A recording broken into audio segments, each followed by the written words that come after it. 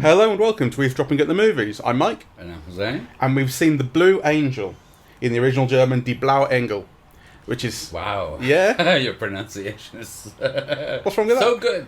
No, I'm just praising. Die Blaue Engel. In my best Bavarian. 1930, German. 1929. Oh, okay, well, release date April 30, it says here in Germany. In Germany, okay. Yeah, and December 30 in the US. Right. Okay. So... Well, okay, that makes sense. I thought it was 29. What's a year between friends? Well, it's kind of important because, you know, it's a sound film. Yeah. You know, and I was going to make claims about, you know, how astonishing it is that so early in the sound period, you know, you get musical numbers like this and, you know, so well integrated. But of course, you know, the difference between 1929 and 1930 in that period is quite significant. It's like a yawning chasm because things were developing so quickly. Exactly. It's half a comedy, half a drama, sort of tragic thing. It's very tragic. Mm. Yeah. What do you want to sort of explain? Okay, well, it's about Professor Rath, R-A-H-T, who you know, who teaches in a high school or in a college, whose students poke fun at him, and he realizes that they're going to cabarets at night, and he's very stiff and moralistic and innocent, really. And so he goes to kind of catch them in the act, and in doing so, falls in love with Lola Lola, who is the star of, you know, what is seen here to be as a kind of a louche, burlesque type of show, where kind of the women there are just, you know, on display and selling their favors on the side. And the professor is so innocent that he falls in love with her, marries him, and in doing so loses his job, his social position, his career, and ends up a clown. Yeah, the club is called the Blue Angel, where the title of the film comes from. His surname is actually Rath. R-A-T-H. Well, that's pronounced right. And the students put a UN in front of it, which means garbage, so they're calling him Professor Garbage. Yes, they call him garbage all the time. Actually, all those scenes at the beginning with the students, I thought were kind of marvels of, you know, how nasty and mean students can be. Mm. You know. You experienced anything like that? No, well, I mean, not to my face. I'm sure, you know, kind of behind my back, you know, almost certainly. You should have seen the pictures we used to draw of you. Oh, don't tell me about it. I don't want to know. He is extremely innocent, and it is it's a very compelling combination of innocence and moralism, as you say. And when he, in the first couple of scenes where he goes to the club to try and catch his students, he ends up sort of behind the scenes, and Lola is sort of all over him. She knows what's going on. She knows, not all over him in that way, but like she knows sort of what the situation is, and she knows that he's out of place. Exactly. And he doesn't. Though actually, I mean, one of the extraordinary things about this film is how impactful the presentation of Marlene Dietrich still is. Right? So you first see her in the postcards, you know, and that incredible historic, you know, iconic, canonical image of, you know, first the students and then the professor blowing up her skirt. I mean, you know, that is one of the images of cinema. And then kind of to see her, right, you know, and she's so bold in the film, right, and she's so insolent and at ease, right, you know. So I mean, I there's a bit where, you know, she's bringing up her underwear, and she kind of, you know, grabs her crotch like a man just to, you know, to put her underwear at ease. Mm-hmm. That is still kind of, I've never seen anything like it, you know, before or since this movie. Yeah. Yeah, I mean, her ease with her own body and her lack of casual. Care. Yeah. I know what you mean, and the knowledge that she has about the power that it gives her. Yes. You know, when he goes under the desk because he dropped all the cigarettes, and it's just him and her legs, and she makes a comment about, "Are you coming up? Send me a postcard," I think she says. But the film also, it's the film making use of that. So it's the film that composes it as him down there and just her legs, but her legs kind of say everything. You see a lot of that. You see a lot of her with her legs up on a chair. She's pulling her stockings up, things like that, and her legs are kind of they're this like the central sort of, they're the focus of the scene. There's a scene where she goes upstairs to her room, and she just lingers at the top of the stairs. So you just see her legs at the top of the frame, and she drops her knickers and drops them on him. Yes. And it's sort of it's like her legs are her character at that point. I think the film also captures very much a sense of like, you know, palpable kind of sexual desire, you know, on not only on well, more on the part of the students than in fact on the part of the professor. Yeah, but it's kind of palpable how arousing and enticing, and yeah, like moths to a flame, like the song goes, right? But what I found most interesting about the film this time, well, many things actually. It's truly a great film. You know, one of the all-time greats. But it struck me that the film neither judges Unrat nor Lola Lola. Yeah, I mean, she is the way that she is, and you see her also kind of being, I don't know, quite wifey and maternal, and yeah, you know, along with cheating on him, or but kind of, I don't think the film judges her. She is the way that she is, and he is the way that he is, you know, and they probably should never have met, but but there's nothing wrong with the way that she is, and actually kind of there's a lot appealing in the way that she is in terms of the film's presentation. Yeah, I think that's true. Do you think she's an honest person? That's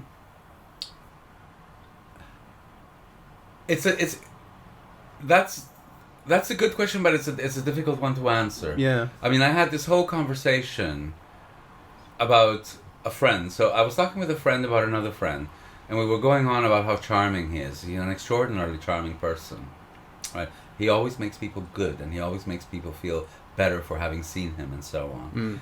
And yet, kind of, my friend was saying, well, but there's something deceitful about that, right? Because, you know, to charm is really kind of, you know, to seduce people, to get them to do things that they don't necessarily want, to make them feel, you're putting on an act and a face, and, you know, you're making yourself into something they will like. That's part of charming. And there's a kind of... It's like salesmanship. Yeah, there's a kind of dishonesty about that. So that's a difficult question to answer. She's charming, she's seductive, right? You know, she makes him feel good, and the most important now, you know, is that dishonest?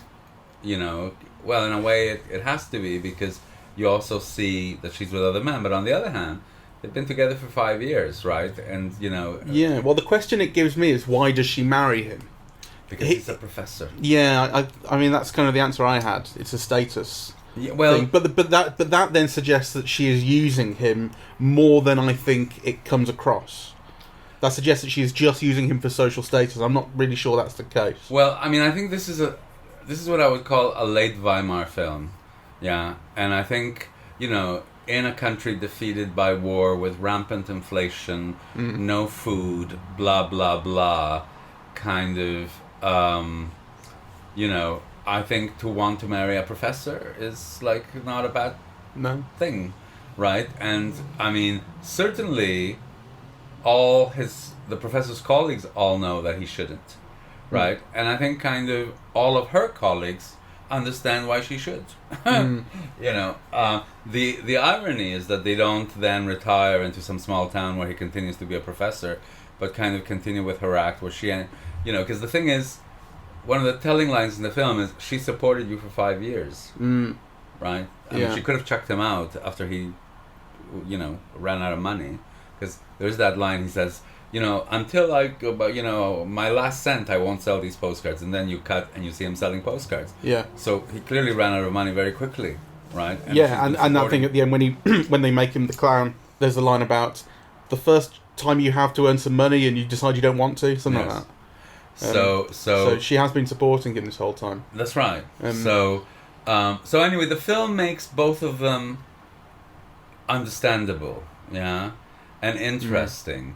Actually, I was very surprised this time, you know, because I always thought that what's the actor's name? Emil Jannings. Emil Jannings was such an old ham, right? And I've seen him in lots of films now. And then you also then wonder, like, are you seeing it in appropriate conditions? Because the thing about his performance here is that it is a bit florid, right? You know, but at each time you know what he's thinking. And what he's thinking is complex. I think it is really a great performance, right? Even though it's not an understated one, right? But actually, it's a performance that completely works for me. Yeah. I mean, I felt I was with him, you know, at his humiliations. It was unbearable, right? It's very difficult to watch him as the clown at the end. Yeah. And he's constantly looking off screen left, even though he's on stage, and he's constantly, because she's off with this other guy, and he just can't pull himself away. Yeah. Can't pull his attention away. And it renders it really tragic, right? Like, you know, I think it's really beautiful. And it's a physical sort of visual degradation as well. That's what Yes. that's what the film depicts. Is he gives, as you said, like they don't retire into blah blah blah. It goes the other way. He ends up in the business and he is degraded and gives his life up to be humiliated for love. Yes. You know, I think I do totally understand why he marries her. Yeah. I still am left slightly with this question of why she marries him, or at least why she stays with him when his kind of status goes. Well, because he's fond of him, and actually, you know, all of those lines at the beginning are, she can't believe, in a way, how sweet he is. And then actually you realize, well, he's a bit of a fool, right? He's not a man of the world. He's had a sheltered life. So, you know, but, I mean, she can't believe. Well, see, it's funny, I took those lines when she was saying, "You're so sweet," I took those as part of her knowing the score and kind of understanding sort of what he wanted to hear, or just kind of slightly playing him. Well, I mean, I get the feeling that both things are going on. You know, so she's used to playing men, right? You know, but men who come with money to fuck you, you know, don't bring you flowers. Yeah, right? true. And they don't propose marriage, you know? So I think there's a combination of, yes, she knows the score, but she hasn't heard this song before, really, you know? And so I think she is kind of charmed by that, and I'm sure a life of respectability, because there's that bit where he brings the ring, and she just can't stop laughing. The very idea that anyone would want to marry her, right? There's a line that she has as well early on about how it's a long time since something. It's in response to him being very sweet. Forget exactly what the line was, but it's a long time since someone bought me flowers, or a long time since something. Remember? Yeah. Anyway, I understand why she marries him, and you know, particularly if you look at kind of, you know, the social structures of the time, or a time even possibly slightly before that. You know, it is kind of like a leap up the class structures, really. Plus, you know, kind of, I suppose, the expectation of money and security and whatever. Like, the thing is that in the film he gives all of that up, but, you know, kind of her attraction to him is purely about those things. It cannot be physical, right? So well, that's very judgmental.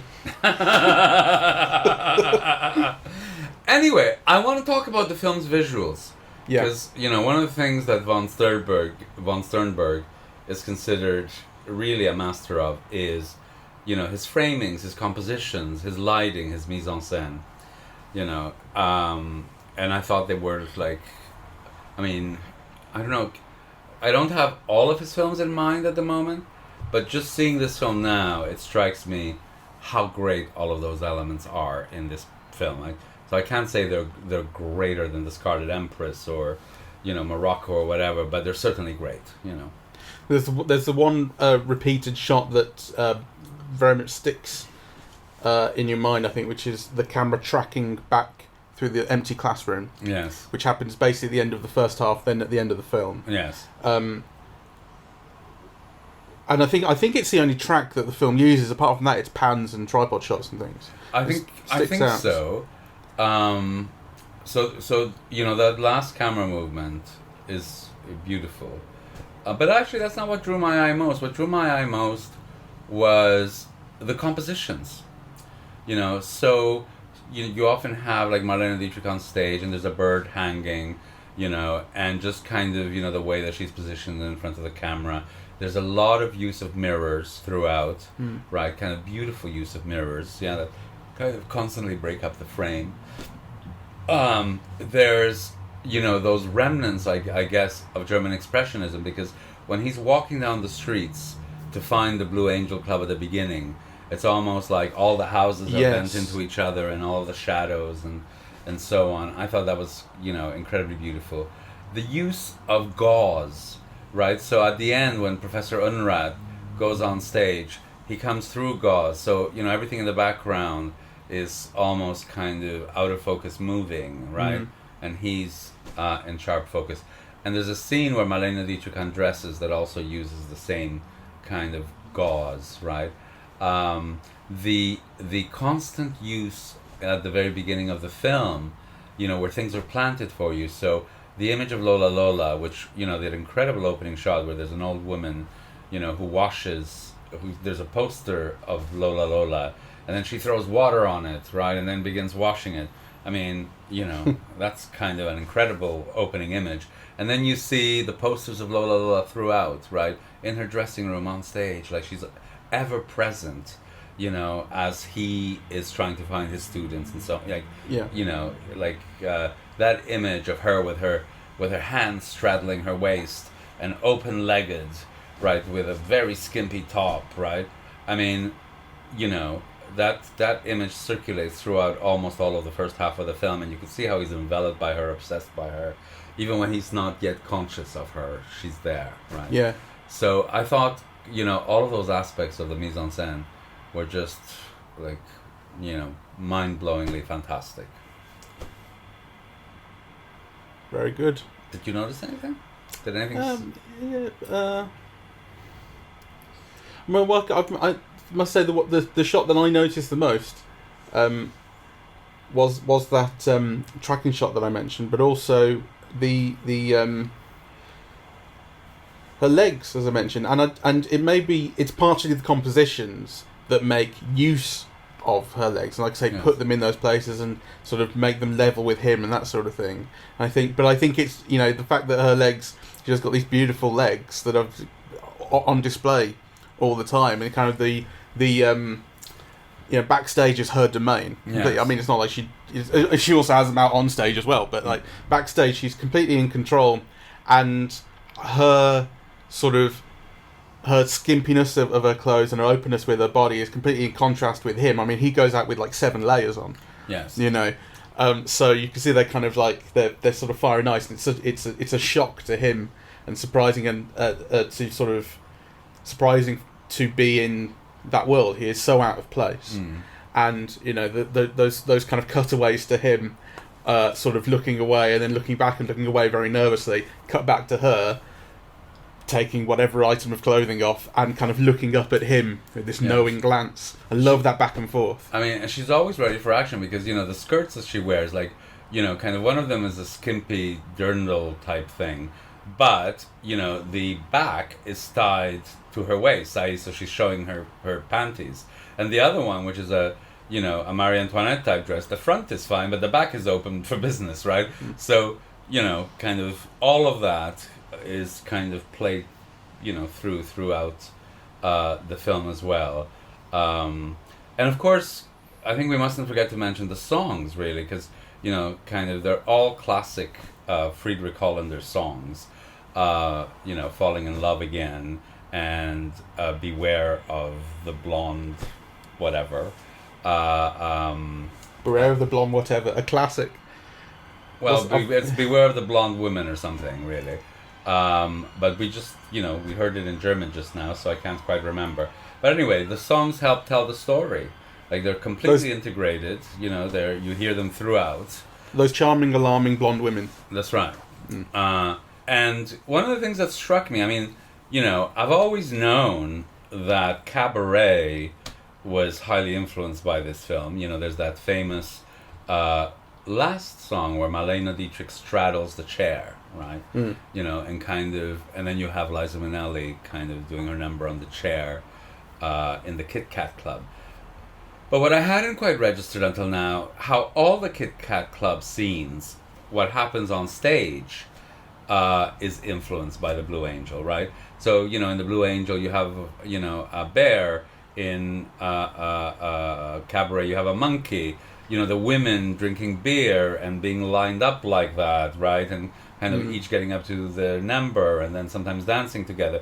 All of that, you know, the whole makeup of the stage is kind of, you know, taken from this film in ways that are very, very interesting.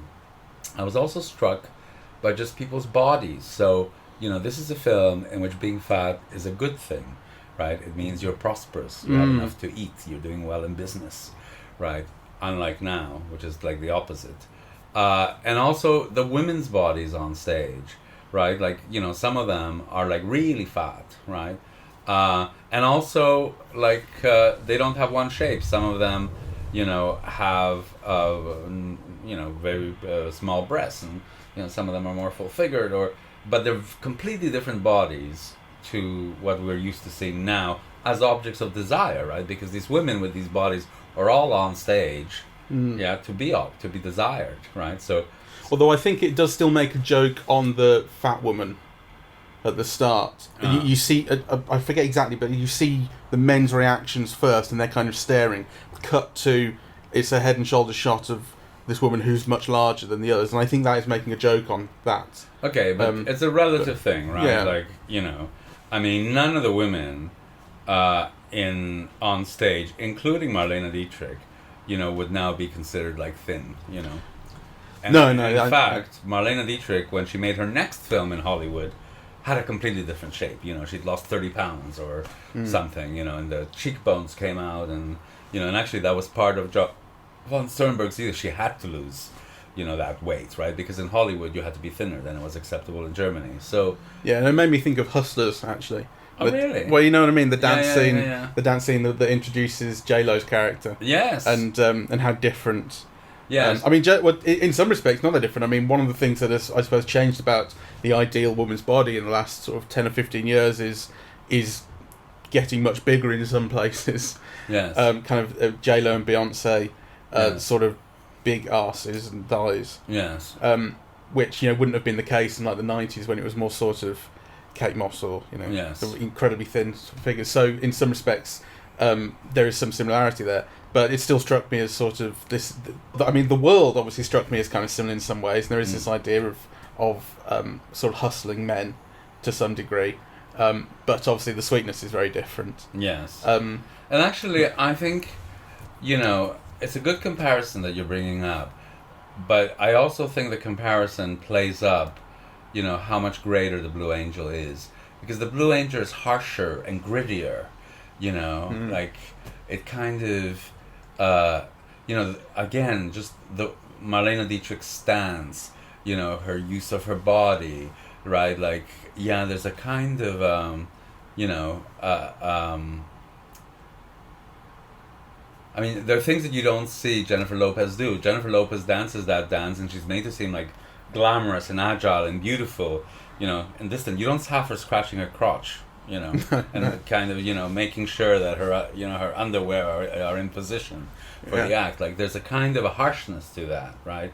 But also a kind of an, you know, an insolence. And I imagine also kind of, you know, people found it immensely erotic. I mean, you know, kind of Marlene Dietrich was an erotic symbol for that generation, at least, right? And it's very much kind of due to this film, and you can completely understand why, you know. You were saying that the film has a kind of even-handedness in not judging the characters for who they are. Yes. But we did still say it has this kind of overall tragic bent to it, and Emil Jannings' character, the Professor, does lose things. He loses his lifestyle. He loses estate. Loses everything for love. Yes. And I would say it's more love than lust. You know, it's he obviously he does lust for Lola. Yeah. But I think the kind of overbearing thing you get from actually how much he loves her and falls for her. Well, there are two things, right? Because he's clearly a man who can't distinguish between lust and love. At the you know, he's too pent up and old-fashioned and, you know, I don't know, Calvinist or whatever, right? That he can't make those distinctions. So, I mean, for him, to lust like that is to love. Yeah. You know. But then you do see, you know, that something develops, though, in the end he tries to strangle her.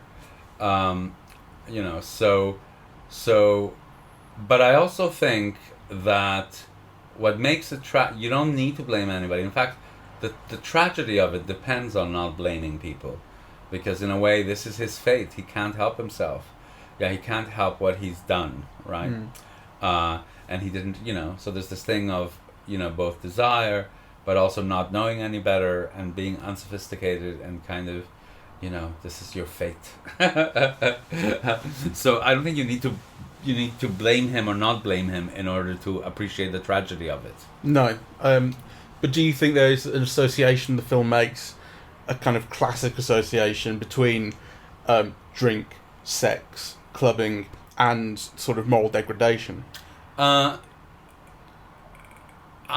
don't think so. I mean, I think, well, yes and no. Yes, if you are that kind of person, right? No, in itself, yeah? So, for example, the students continue to be students, and, the other professors continue to be professors. Like, it's actually his inability to tell lust from love that causes the tragedy. So do you think that the audience needs to, trying to think how to phrase it, do you think that the tragedy doesn't depend on that kind of association? The tragedy more depends on the professor sort of not knowing himself or not knowing the difference and that sort of thing. I think the tragedy depends on him being helpless. He loses everything, because, of love, and of loving the wrong person, really. And there's a romantic thing about that as well. He hasn't lost everything because he's killed someone. He's lost everything for love. Yeah. A very kind of German kind of, has a romantic dimension, really. To die of love. Very romantic, the Germans, famously. Well, the whole German romanticism kind of revolves around ideas like that. So on the one hand it's tragic, on the other hand there's a romance about it. You've given your all, for love. It's, the couple of references to Englishness struck me. I suppose they would. But so right at the start, in that lesson, they're talking about Hamlet and Julius Caesar. And there's this thing about... There was some reference to a kind of English kind of sweetness at one point, or something like that. It just struck me that the film seemed to have some slight idea of Englishness as romantic. Weird. Well, I think until World War One, I think kind of Germany and Britain were almost like twin nations, right? Kind of Queen Victoria's daughter, married the Crown Prince of Germany. Her grandson was the Kaiser. An educated person in the UK at that time would have learned German probably before French. World War One changed everything. And of course, even before that, Hanover had been part of, the kings of England had been kings of Hanover as well for 200 years previously or whatever. So there are those links, that kind of were ruptured by World War One, but that had been quite powerful until then, for historical reasons. Prince Albert, blah blah. So but that lesson on Hamlet focuses on pronouncing the word "the." Yes. "The" as opposed to "z." Yes. In a kind of in a sort of stereotypical German pronunciation. I don't know what sort of occurred to me. Yeah, it's got to be there for a reason. More. Well, the reason is to show what a bad Professor Rath is.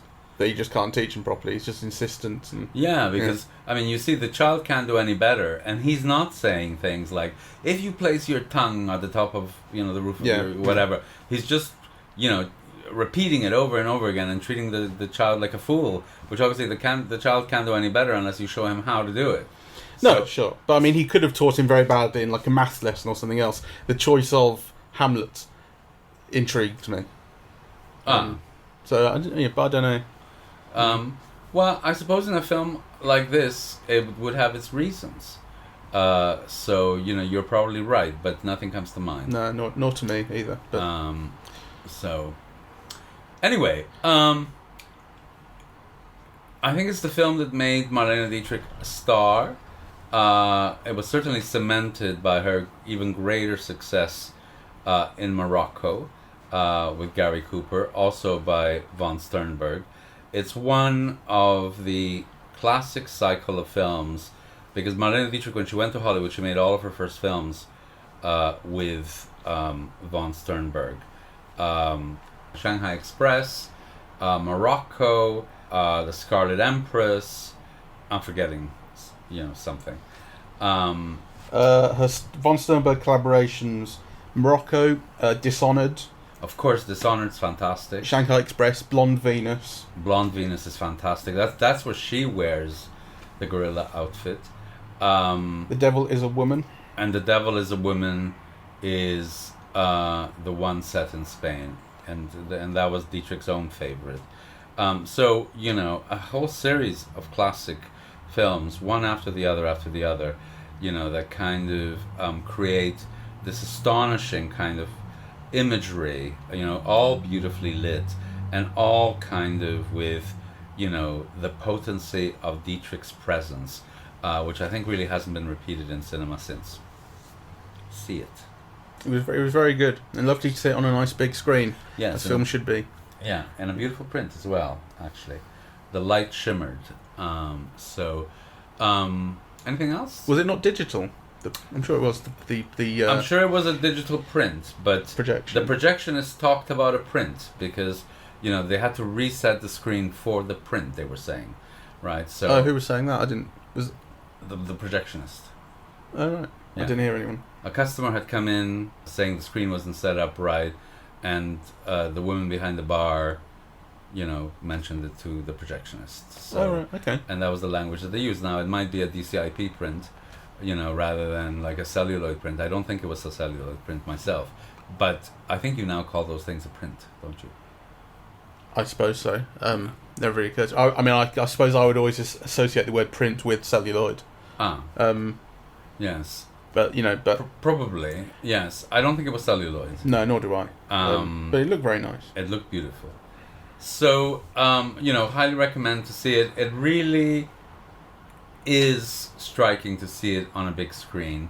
One of the things I just want to mention is it made me think of the differences between what you see now and the cinema of this period, and particularly in von Sternberg's hands, because even when you have close-ups of people, or two shots, or medium shots, right, the image is populated, right? So now you get like this relatively sparse imagery. If it's a close-up, there's a person in it, right?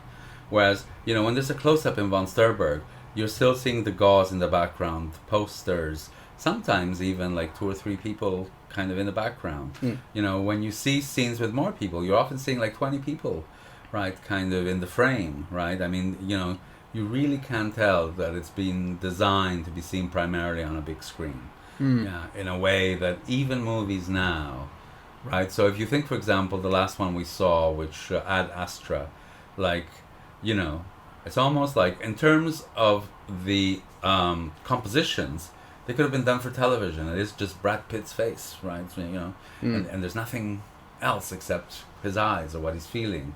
Like, in this one, when you think of kind of, Marlene Dietrich, kind of, you're seeing everything that's around her, her dressing room, all the objects kind of lying around, and they're all significant, Well, the other one we saw actually the day after Ad Astra is The Farewell, which I don't think it's similarly true of that. Yes, so, exactly. These are very basic compositions, as you said, and where, they fit what the film's doing, but they don't express a great deal, and they don't really fill the frame with very complex imagery.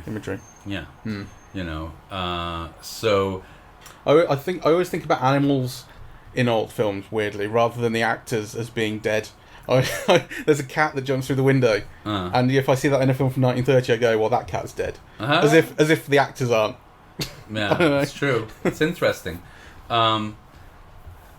Yeah, there are so many things. Like, so for example, one of the things that struck me again, seeing it again this time, is of course, and you go, duh, why did you get that before? But you know, when you're like all of the early scenes backstage, yeah, where Professor Unrat is kind of falling for her, or Professor Rath is falling for her. You know, there's always a clown present, you know, and he's getting like these longing looks and whatever. And you know, by the end of the film, you realize that clown at the beginning, you know, was probably her husband previous to this guy, or her lover previous to this guy, and he was reduced to that, and this guy's reduced to that, and the two things rhyme, right? So you know, so again, in terms of what we were saying, you know, because initially, like, this clown is just a background figure. He's one of 4, 5, 10, you know, people that you see on stage, backstage, right? I mean, he does give little glances back, so he leaves an impression more so than others. Exactly. The others are just kind of girls who come back and forth. He's different. Yes, he has a notable presence, and he's constantly there, this sad clown figure that's always just looking on. And you're right, I mean, yeah, I forgot, the very same thing occurred to me by the end when Rat is turning into the clown. Yes. You go, oh, this is the same. This must be, you know, what happened with this guy, basically. Yes. And the guy that she is cheating on him with at the end, you go, well, he used to be that guy then. Yeah. You know, maybe. Well, maybe. I don't think so.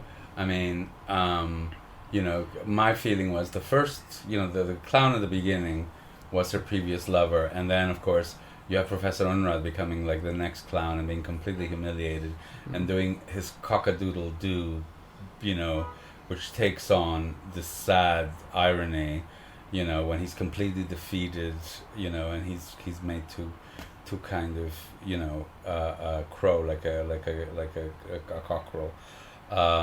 So you have like these rhymes that are set into place by things that are seemingly not important at the beginning. It's really kind of great. Yeah, it's definitely a film in two parts. You know, where the things in the first half, as you say, mirror or kind of reflected or kind of recapitulated in some sense in the second. And that shot that ends the first half and ends the film, I think, is part of that. And which is why that bit where that you mentioned about him doing the cock-a-doodle-doo, that to me was the hardest thing to watch actually in the final part of the film, because it's, you know, I think there is some association being made between sort of the world that he is now in and has been in for 5 years, and moral degradation is too much, but he loses everything, so it's kind of there, and then he is dehumanized at the end. Yes. Forced to. It's the owner of the club, isn't it? Who's kind of going, just crow, will you? No, it's the manager of the troupe. Right, yeah. Sorry, that's what I meant. The magician fella. Yeah. Owner of the troupe. And he, and that's really difficult to watch actually. But what's really complex and interesting in this film is that when he first crows like a cockerel is on his wedding day. Yeah, and you get the feeling that actually, you know, for the pent up, repressed professor to actually be able to do that is a kind of a release. It's something he's never done before, and you know, the thought of it is like thrills him. Yeah, you know, he's now a cockerel at his wedding, and then of course it rhymes kind of at the end. You know, so but in both instances, it's something that's foreign to him. Yeah, that's new. But weirdly, I don't know if you feel the same way. When he does it on his wedding day, it felt to me as if everyone around the table, his guests, were laughing at him rather than with him. It's weirdly how it felt to me. Like he still was not in on something. Oh yeah, well I think yeah, well I think and at the end, really, it's supposed to get a laugh, but actually, everyone just leaves. It's kind of, everyone goes there to see. It's all the people. Everyone goes there to see him humiliated. The troupe returns to the town where he came from, so everyone and it's sold as the professor's coming back. And everyone goes there to see him humiliated, and then can't stand seeing him humiliated. Yeah, it ends up being too much.